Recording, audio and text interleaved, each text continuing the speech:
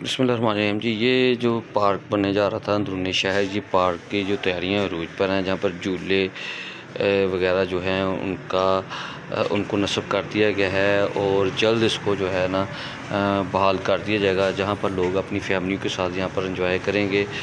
बच्चे जो हैं वो भी एंजॉय करेंगे, खूब एंजॉय करेंगे।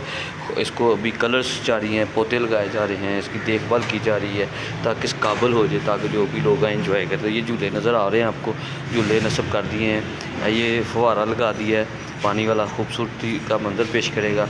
तो जो भी लोग आएंगे लुत्फ़अंदोज़ होंगे और अपनी फैमिली के साथ आएंगे जब, तो यकीनन लुत्फ़ उसके ही जाएंगे। तो यहाँ पर आपको बताता चलूँ कि ये जल्द जो है वो बस चंद दिनों की बात रहेगी, मुकम्मल होने वाला है। इसको बाकायदा तौर पर इसका आगाज़ हो जाएगा और ये लबे सड़क है जंडियाला रोड, जो पुराना रोड है ज़फ़रवाल जंडियाला रोड, उसके उसी मुकाम पर है।